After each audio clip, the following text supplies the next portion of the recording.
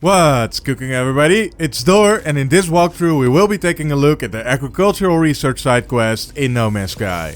We will be going over all the steps, the different plants you'll unlock by completing them, and how to unlock the illegal NipNip plant. And so without any further ado, let's get straight into it.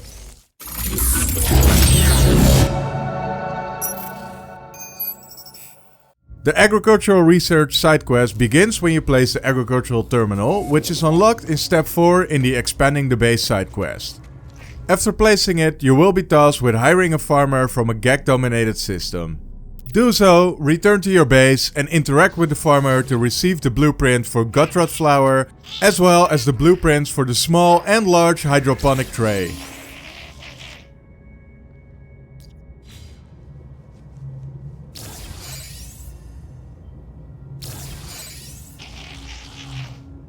Place down a tray and connect it to a power source.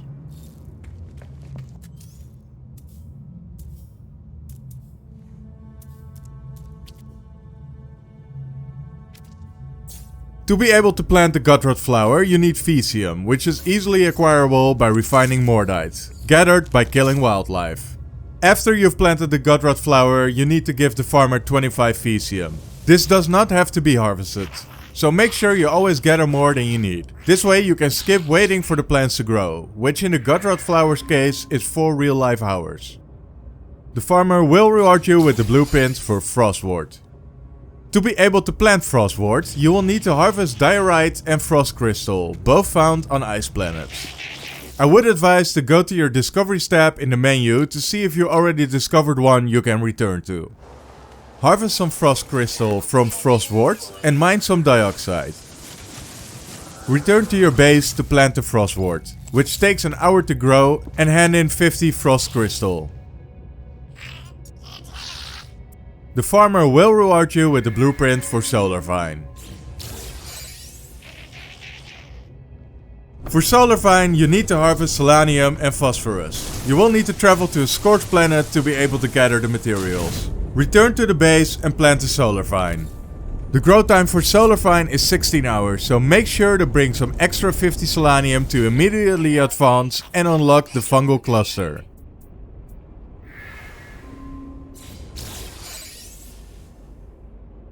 To grow fungal cluster, you'll need fungal mold and ammonia, both found on toxic planets. Plant the fungal clusters, which take 4 hours to grow, and return to the farmer with 50 fungal mold to unlock gamma weed.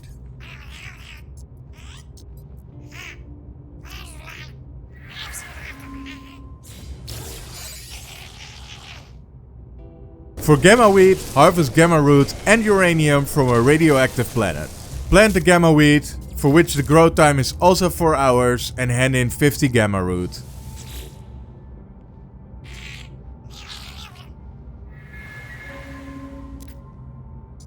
You will now unlock the blueprint for the Gravitino host, the Venom Urchin and the Albumin Pearl Orb.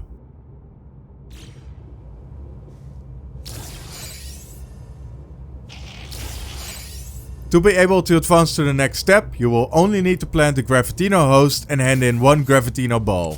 You can collect these in the wild on planets with hostile sentinels, through frigate expeditions, or you can find them at ancient ruins. Or of course, plant the Gravitino host using chromatic metal, silver and magnetized ferrite and wait 2 hours for it to grow.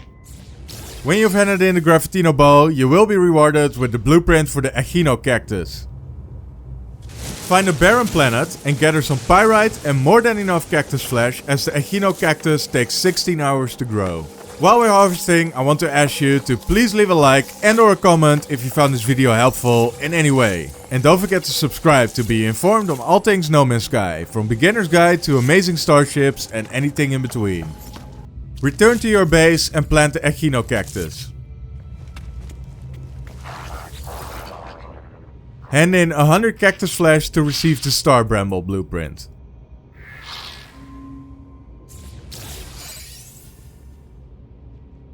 For this you will need to find a lush planet in order to harvest the Star Bulb and Paraffinium, which can be relatively hard in the Euclid galaxy. Once done, make sure to collect 25 extra Star Bulb or wait 4 hours for the Star Bramble to grow. Hand it in at the farmer to be immediately tasked with collecting Mordite for the final official plant, Mordite root. As mentioned earlier, Mordite is collected by killing wildlife. Once again, plant the Mordite root and hand in 25 Mordite to complete the agricultural research side quest.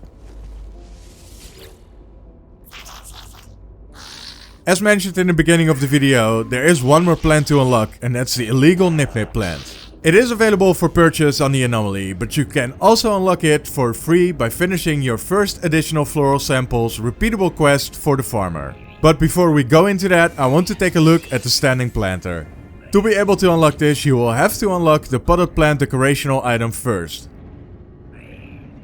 The standing planter costs 2 metal plating and 25 condensed carbon to place and requires power to operate. It produces between 62 and 120 carbon every 10 minutes. I also want to go into the Venom Urchin and the Abulman Pearl Orb unlocked in step 5 real quick. For the Venom Urchin, you will need to buy the Emerald Drive for 120 nanites at the anomaly, as you will need Emerald and Gold to be able to plant them. The Venom Urchin gives you 1 sack venom in about 3 hours and 20 minutes real time.